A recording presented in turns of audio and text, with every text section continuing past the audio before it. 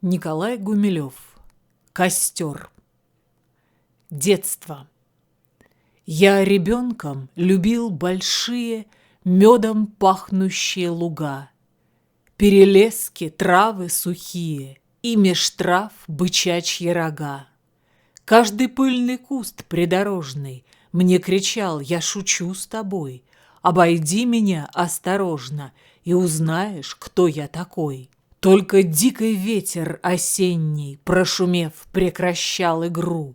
Сердце билось еще блаженней, и я верил, что я умру не один, с моими друзьями, с мать и мачехой, с лопухом. И за дальними небесами догадаюсь вдруг обо всем. Я зато и люблю затеи грозовых военных забав, что людская кровь не святее изумрудного сока трав. Деревья. Я знаю, что деревьям, а не нам, дано величие совершенной жизни.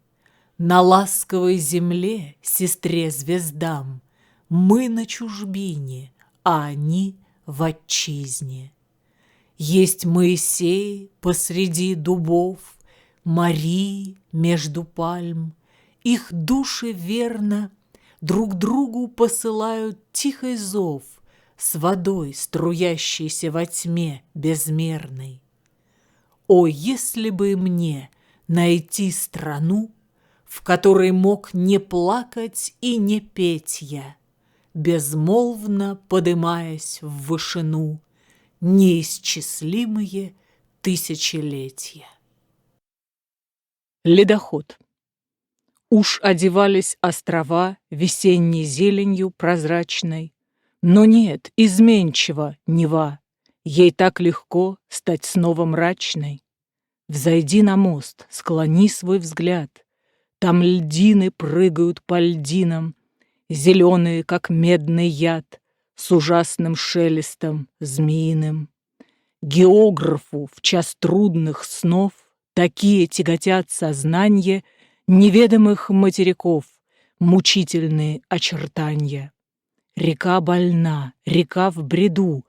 Одни уверены в победе в зоологическом саду, довольны белые медведи и знают, что один обман — их тягостное заточенье. Сам ледовитый океан идет на их освобождение. Природа. Так вот и вся она, природа, которой дух не признает. Вот луг, где сладкий запах меда смешался с запахом болот, до ветра дикая заплачка, как отдаленный вой волков, да над сосной высокой скачка каких-то пегих облаков. Я вижу тени и обличья, я вижу гневом обуян лишь скудное многоразличие творцом просыпанных семян. Земля, к чему шутить со мною? Одежды нищенские сбрось и стань, как ты и есть, звездою, огнем пронизанной насквозь. Я и вы. Да, я знаю, я вам не пара. Я пришел из иной страны, и мне нравится не гитара, а дикарский напев зурны.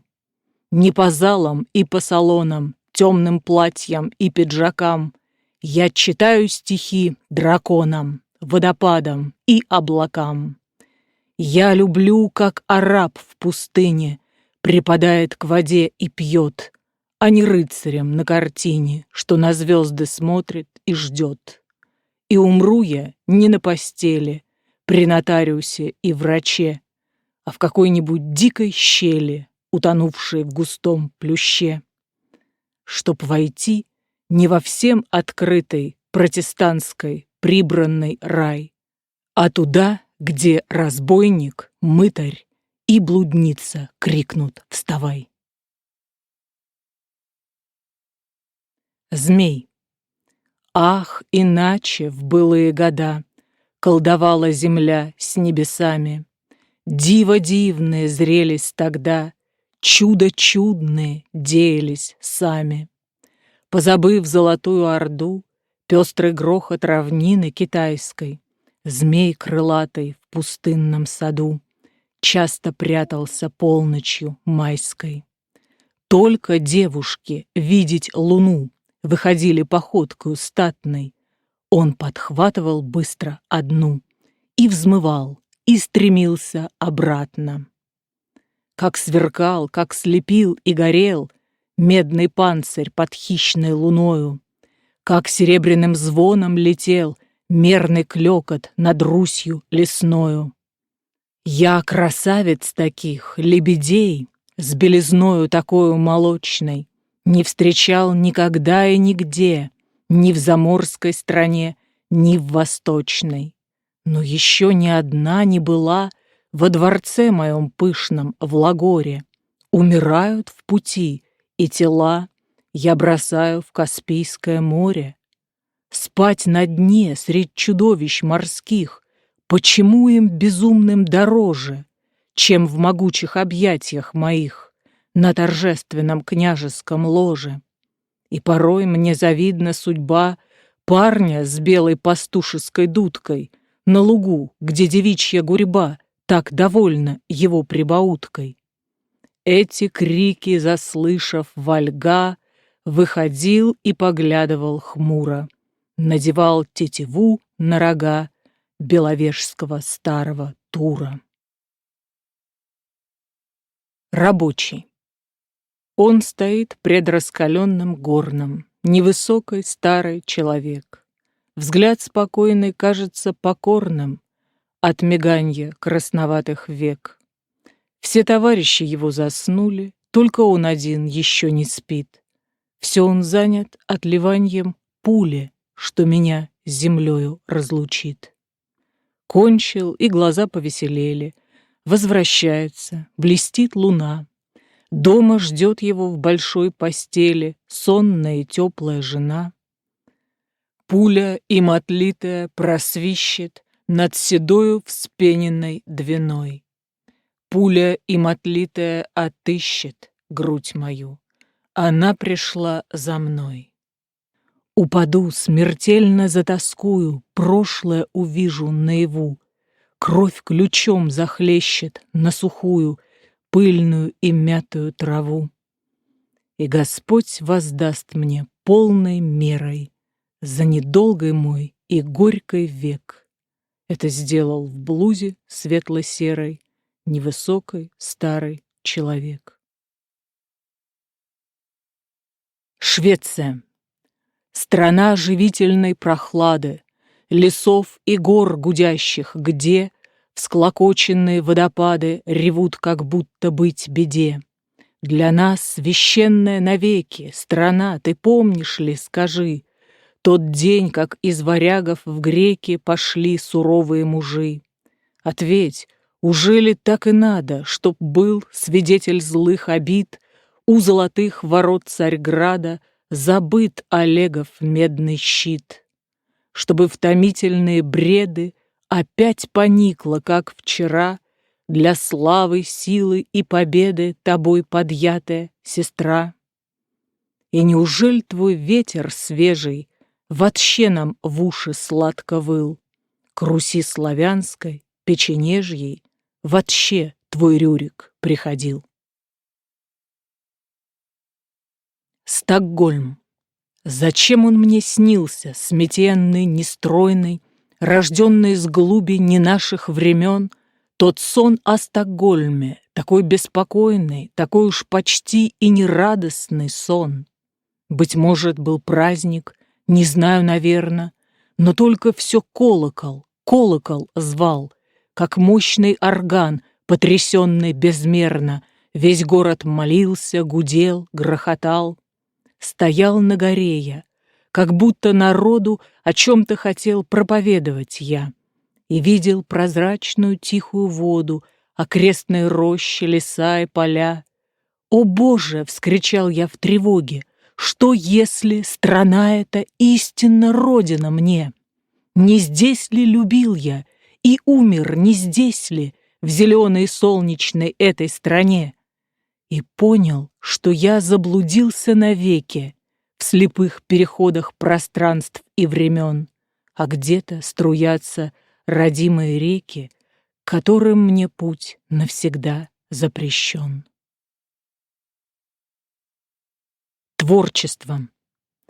Моим рожденные словом гиганты пили вино всю ночь, и было багровым, и было страшным оно. О, если бы кровь мою пили, я меньше бы изнемог, и пальцы зари бродили по мне, когда я прилег. Проснулся, когда был вечер, вставал туман от болот, тревожный и теплый ветер дышал из южных ворот. И стало мне вдруг так больно, так жалко мне стало дня, своею дорогой вольной, прошедшего без меня. Умчаться б вдогонку свету, но я не в силах порвать мою зловещую эту ночных видений тетрадь. Утешение. Кто лежит в могиле, слышит дивный звон, самых белых лилий чует запах он.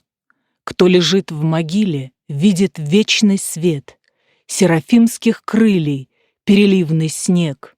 Да, ты умираешь, руки холодны, и еще не знаешь ни земной весны, но идешь ты к краю по моей мольбе. Это так, я знаю, я клянусь тебе. Про память. И вот вся жизнь, круженье, пенье, моря, пустыни, города, мелькающее отраженье потерянного навсегда.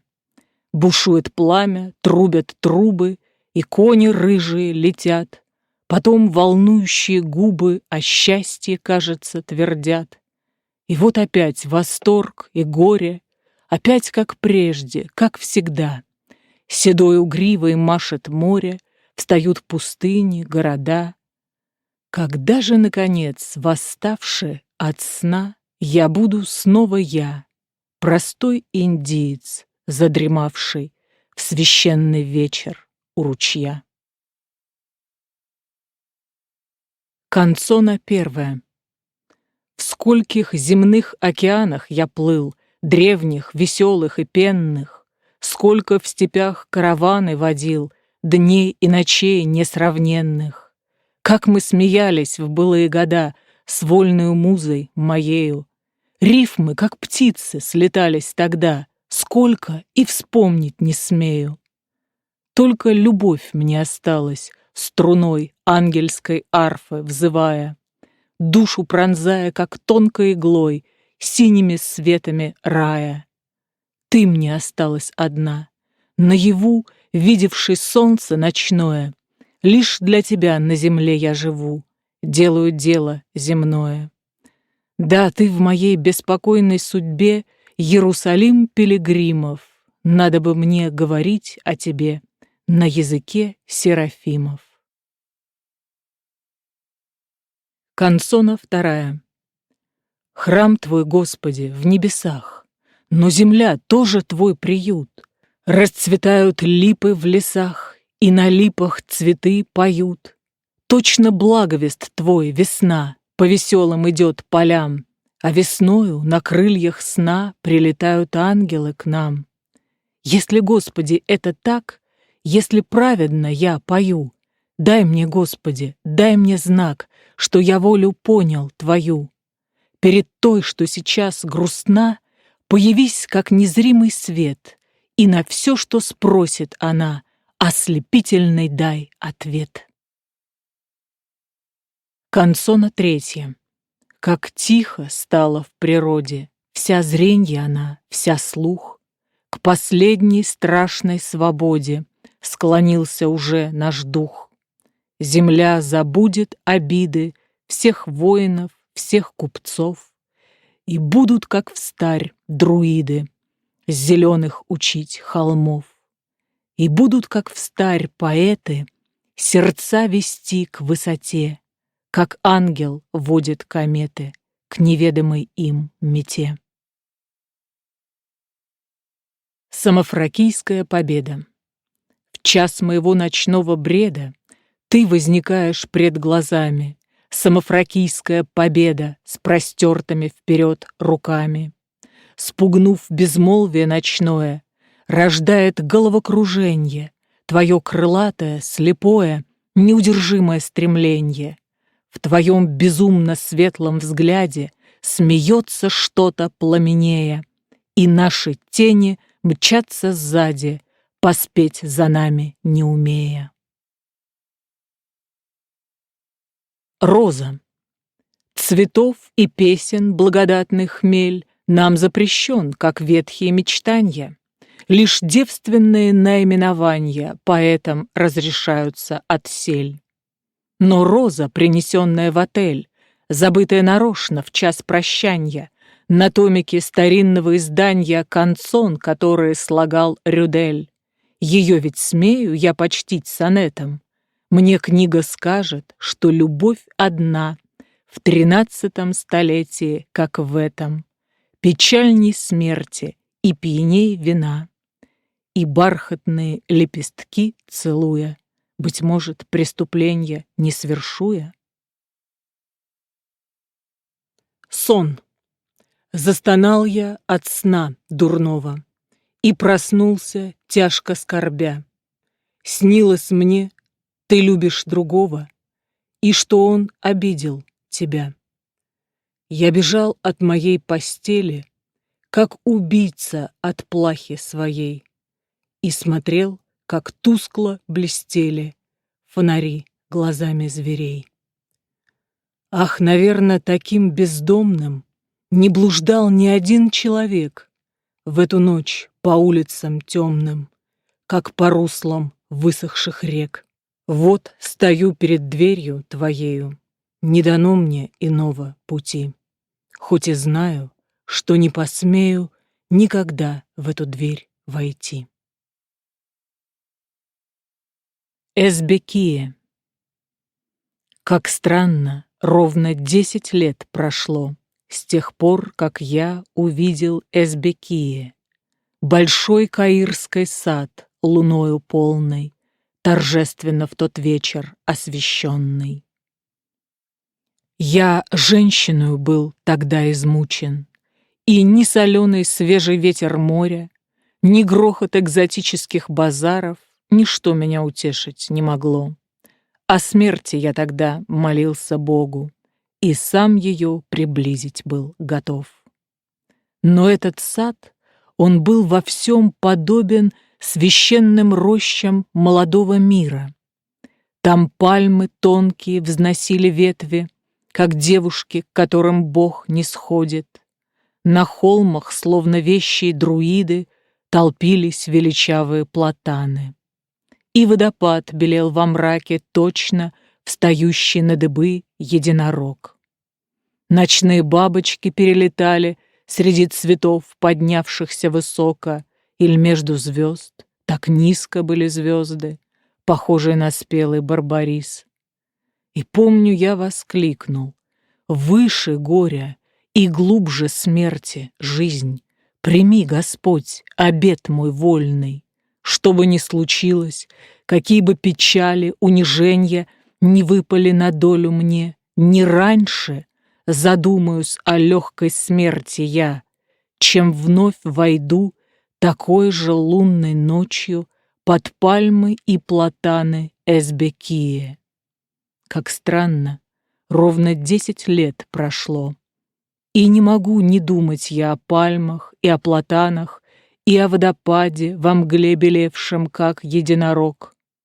И вдруг оглядываюсь я, заслыша в гуденье ветра, в шуме дальней речи и в ужасающем молчанье ночи таинственное слово «Эзбекия».